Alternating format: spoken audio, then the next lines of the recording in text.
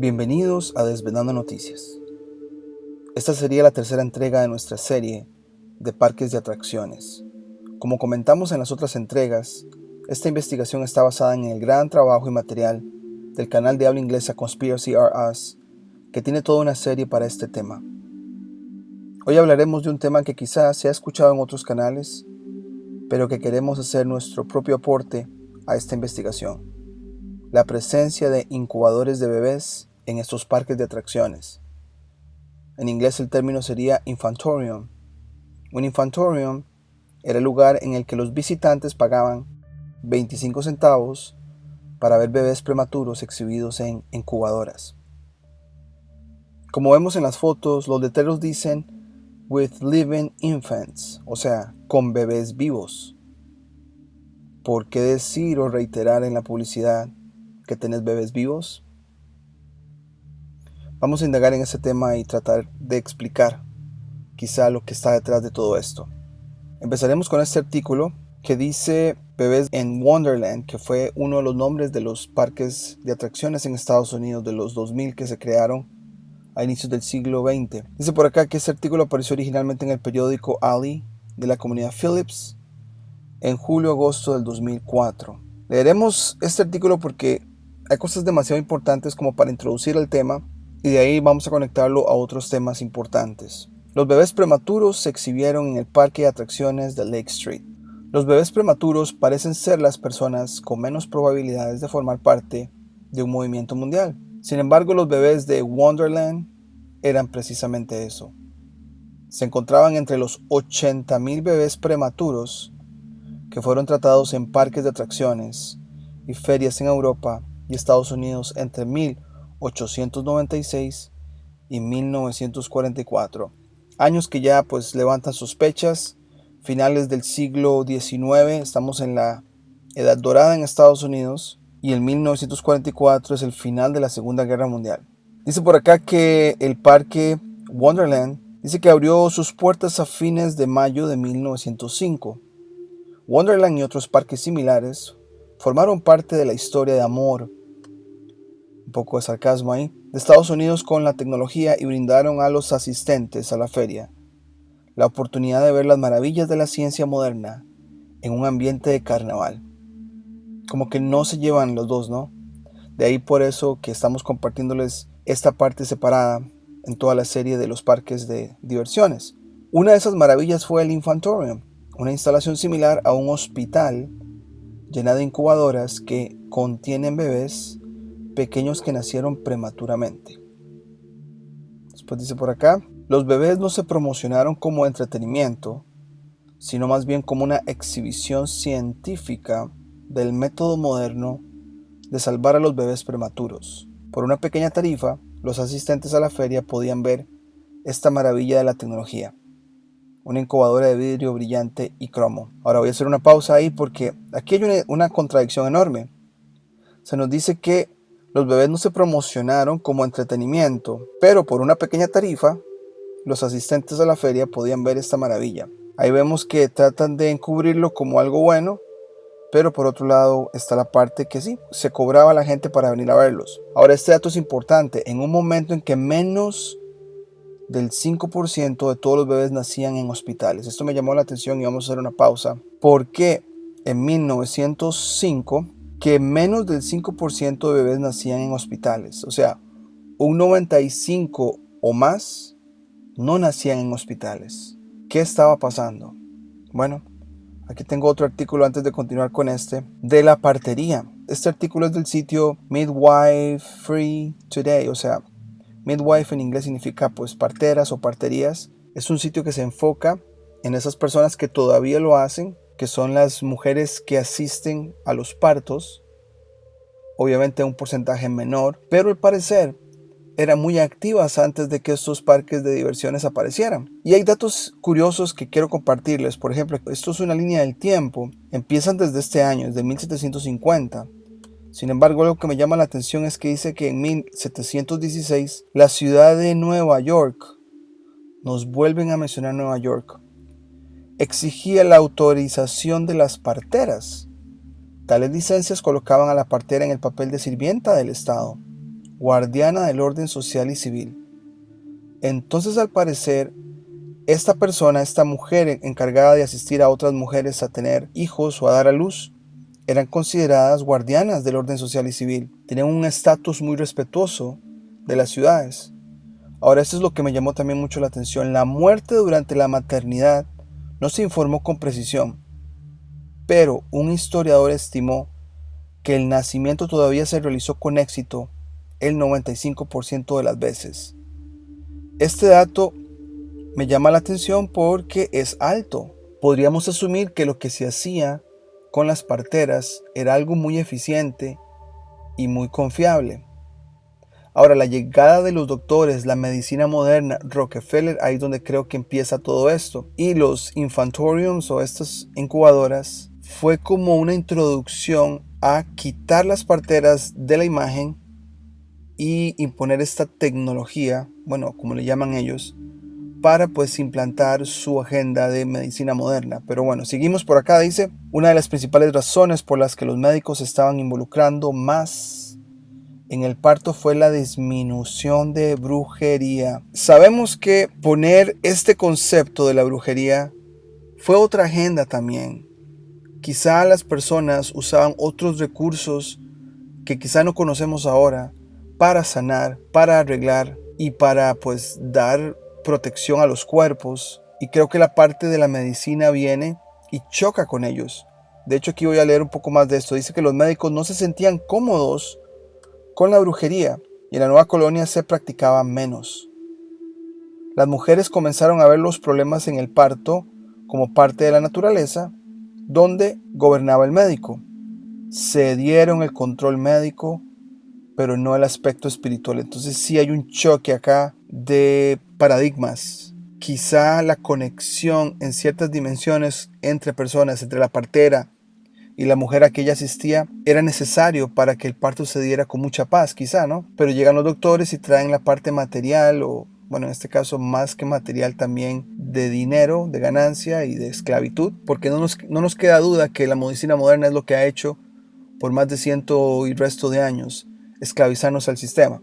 Dice por acá que después de la guerra de 1812, la comentamos que igual es una ironía, Estados Unidos se independiza de Gran Bretaña, pero tienen una segunda guerra. Dice que las escuelas de medicina comenzaron a proliferar, como que hay un pequeño ahí reseteo de ideas y pongamos las escuelas de medicina. Dice por acá un declive más general de las mujeres en el campo de la medicina fue paralelo a las influencias sociales.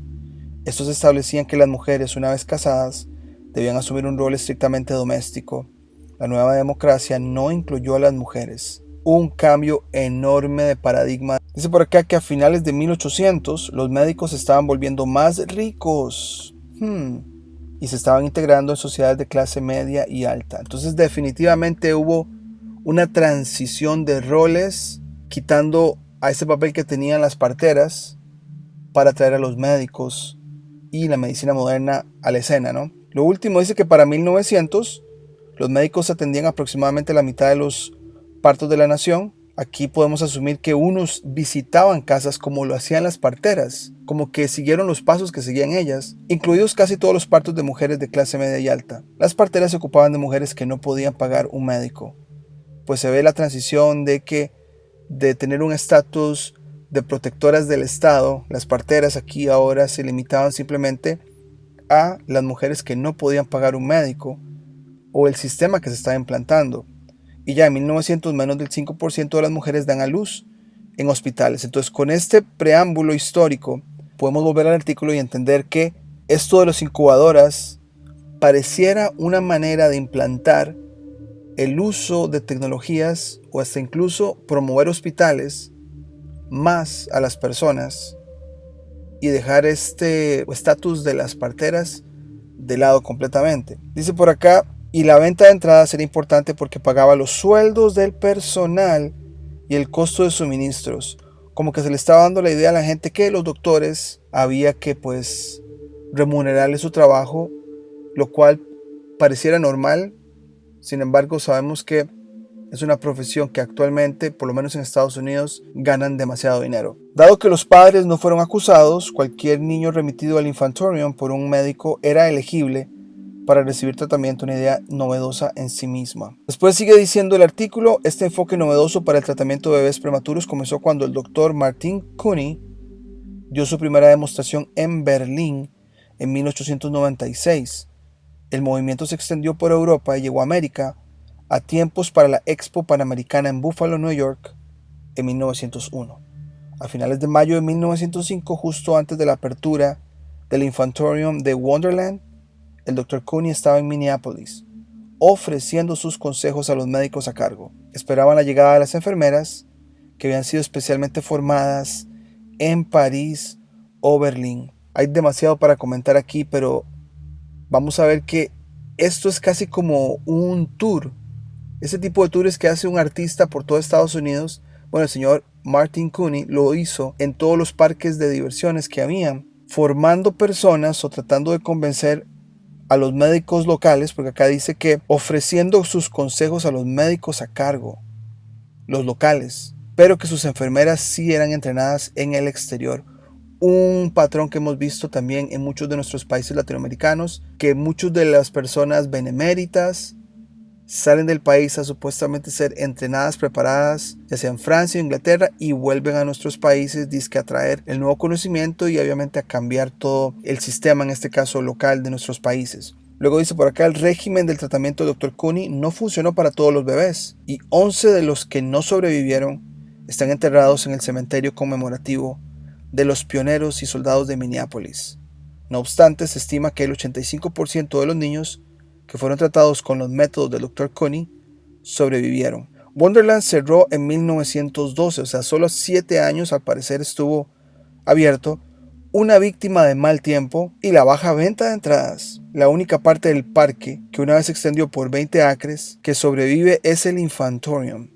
Eso suena muy sospechoso. Se ha convertido en un edificio de apartamentos. Muchos de los casos, estos parques se incendian, pero bueno, esto es Wonderland, Minneapolis, hablándonos de lo que hace el Dr. Cooney. Pero ¿quién era este señor Dr. Cooney? Bueno, dice por acá que fue un defensor y pionero polaco.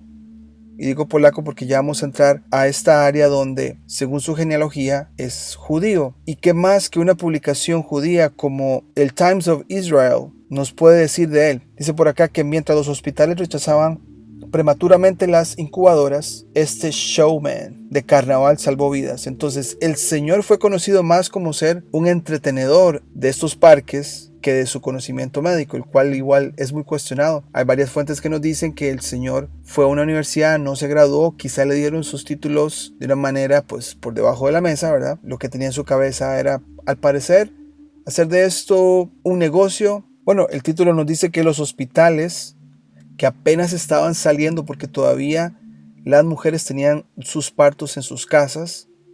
Era un concepto muy nuevo, pero ¿cómo le introducimos a la gente que los hospitales son buenos? Creo que de ahí venía la agenda también de los incubadores. Ahora, el origen de los niños también queda cuestionable. Quizá fueron experimentos, podríamos asumir, algo parecido a las fecundaciones in vitro. No lo sabemos muy bien, pero el hecho que estén enfocados en los bebés prematuros levanta mucha sospecha por sí mismo. Pero bueno, este artículo fue escrito el 30 de septiembre de 2018, que tenemos una foto, la mujer promoviendo al bebé, pareciera que fuera una de las enfermeras, y acá está el señor Cooney. Dice por aquí que el establecimiento médico de la época tenía una visión poco clara de las perspectivas de los bebés prematuros y restó importancia al efecto de la incubadora. Pero el dispositivo fue promovido por artistas del carnaval, como Cooney, un judío nacido en Europa llamado Michael Cohn. Hay un cambio de nombre. Una foto, dice acá que aparece el señor Martin Arthur Cooney. Con la exhibición vemos acá que dice con bebés vivientes o vivos. Luego dice por acá, si bien se inventaron las credenciales médicas de Cooney, se demostró que sus métodos eran correctos. Aquí como que nos aclaran que se le dieron credenciales a él para que pudiera ser un médico, pero quizá no ni estudió para eso, pero que sus métodos eran correctos. Al final de su carrera, este improbable pionero de la neonatología estadounidense había salvado aproximadamente entre 6.500 y 7.000 bebés. Esa es una periodista que está recabando la información de Cooney. Dice por acá que a principios del siglo XX el mejor recurso de los padres a menudo no era un hospital, sino el carnaval donde Cooney brindaba atención experta a mitad de camino y las tarifas de admisión pagaban el tratamiento. Entonces, como hablamos, quizá que las parteras llegaran o algunos doctores ya llegaban a su casa o a las casas de las personas a ayudar en el parto. El concepto de un hospital no era conocido, era muy nuevo. Pareciera que el señor Cooney se aprovecha de esto y en las ferias promueve este nuevo invento. Bueno, acá otra foto. Es que esto suena tan comercial, usando vidas, no sé ni cómo escribirlo, pero dice acá que bueno, con bebés vivientes o bebés vivos, una vez vistos, nunca lo olvidarán o nunca se olvidarán. Muy comercial, muy ventas, ¿no? Más del señor Cooney nació en 1869 en Krotoszyn, una ciudad del centro de Polonia, que entonces era parte del imperio prusiano y hogar de una comunidad judía, incluida la Bar Loevel Monash Press, una editorial del Talmud de Jerusalén. Esa es una de las varias formas en que la periodista que mostramos anteriormente, Rafael, ve la narrativa de Cooney como una historia muy judía. Dice por acá que el viaje improbable de Cooney comenzó cuando dejó su tierra natal para irse a Inglaterra para seguir una carrera como showman de carnaval. Entonces deja Polonia para irse a Inglaterra a prepararse para ser una persona de entretenimiento de los parques de diversiones. El último éxito de las ferias paralelas de Londres fue un nuevo dispositivo revolucionario, la incubadora, inventada por el médico e ingeniero francés Alexandre Lyon, que se basa en tecnología anterior destinada a dar a los bebés prematuros las temperaturas cálidas que necesitaban para sobrevivir. Esto me llamó la atención. Se basa en una tecnología anterior. ¿Qué nos querrán decir? ¿Que se robaron la tecnología que ya se usaba? No lo dudo. Ese es más o menos su modus operandi. Oportunistas, ¿no? Acá otra foto de lo que hacían. Este por acá un anuncio para el programa de incubadoras del doctor Alexandre Lyon, del cual el señor Cooney toma la idea. ¿Y qué hace el señor Cooney? Se va para Estados Unidos. Dice que Lyon, este señor, el que estaba en Inglaterra, también fue un showman que exhibió su creación al público. Entonces, al parecer, estos parques de diversiones fueron como el lugar de promocionar cosas, como lo fueron las exposiciones científicas. Esta periodista lo describe que en ese momento se había convertido en un ciudadano estadounidense con un currículum inflado, mientras experimentaba con varios cambios de nombre. ¿Por qué cambiarse el nombre? Probablemente para evitar el antisemitismo, como el único que se quedó con él. Aquí tenemos una foto, detalle de las secuelas del incendio de Dreamland de 1911 en Coney Island. Estos incendios muy comunes de destrucción de esos parques de diversiones. Dice por acá que la exhibición de la incubadora en la Feria Mundial de San Luis de 1903 fue dirigida por uno de los competidores de Cooney, cuyo descuido llevó trágicamente a la muerte de bebés. Y los bebés de las propias incubadoras de Cooney obtuvieron un rescate milagroso del devastador incendio de Dreamland en Coney Island en 1911. Suena como algo, una puesta en escena para que el señor Cooney saliera ileso y fuera como el héroe, porque se pudo rescatar milagrosamente, pero los competidores de él no pudieron tener la misma suerte. Dejaré este artículo acá. Sabemos que el señor Cooney tiene herencia judía, lo cual va a ser muy importante para hablar en la próxima entrega. Pero vamos a irnos a Coney Island, de lo que nos mencionan. Aquí está Dreamland, el cual tiene pues el incendio. Ahora este mapa no nos dice mucho, pero al lado izquierdo hay un área que se llama Seagate. Y al lado derecho está esta otra que se llama Brighton Beach, lo cual ahora son lugares actualmente poblados, tanto judíos en Seagate ahora, como ucranianos y rusos en el lado de Brighton Beach. Este es un mapa de lo que es Brooklyn, de esa área donde está Coney Island, Coney Island, que es donde estaban los parques. Esta parte que pega al Atlántico o salida del mar es el Seagate, no lo dice el nombre, pero ahí está. Ahora, con más detalle quiero mostrarles este otro artículo. Dice por acá que en 1946 un mapa de los senderos de los nativos americanos que evolucionaron hacia las principales arterias de Brooklyn. Cuando leo de nativos americanos, tomando en cuenta que la connotación que le ha dado la narrativa oficial a este grupo es de que fue gente no muy inteligente, puedo pensar que ellos sí sabían más del origen de lugares y de este lugar que fue usado después como parque de atracciones. Pero se dice acá que todo el recorrido, o sea, lo que ahora son calles en Brooklyn o carreteras o autopistas, le llaman senderos de los nativos americanos. Probablemente no eran senderos, eran las carreteras que ellos también usaban. Pero igual es parte de la agenda ponerlos a ellos como bajos en coeficiente y no avanzados, pues para alimentar la narrativa de la evolución y todo eso que ya sabemos. Pero bueno, enfoquémonos en este mapa. Tenemos un acercamiento a donde estaba Coney Island. No dice Coney Island obviamente, pero donde está Seagate, como les comenté, donde muchos judíos viven actualmente o donde se asentaron, y Coney Island estaba por acá, y este nombre lo buscamos, Nariocan. ¿Qué nos puede decir esta tribu? Bueno, hay un artículo del Brooklyn Reporter que nos habla de ellos. Aquí tenemos, es algo pequeño, lo queremos leer, pero que nos puede abrir un montón de pistas para las siguientes entregas, y de hecho lo conectaremos ya para el final. Hasta mediados del siglo XVII, lo que hoy es la comunidad privada de Seagate era la punta de la aldea indígena Canarsie de Narioc.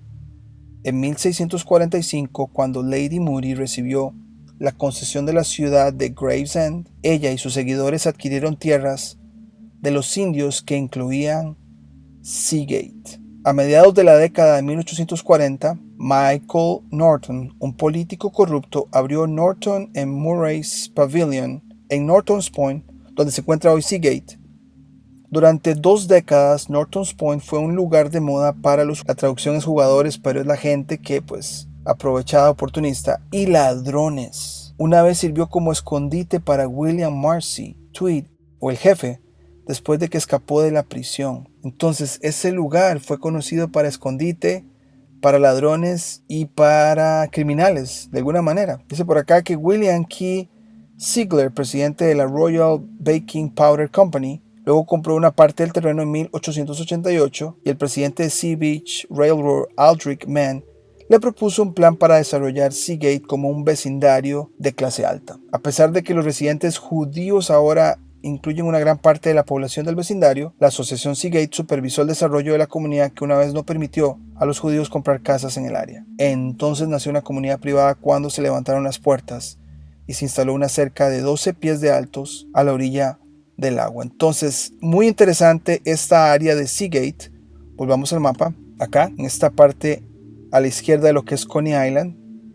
El mapa de Coney Island no nos dice mucho, pero estaría en esta parte izquierda. Bueno, ¿qué tenemos con este Seagate de la parte de Coney Island? Para la próxima entrega vamos a darles el doblaje de la entrevista a uno de los que nació en incubadora y que nos habla la conexión que tiene Coney Island con esta parte de Seagate, donde muchos judíos vivieron en los años del Coney Island y de los parques de diversiones, donde se hablaba la lengua Yiddish, que tiene muchas conexiones con Europa y muchas conexiones con los inmigrantes judíos que llegaron a Estados Unidos.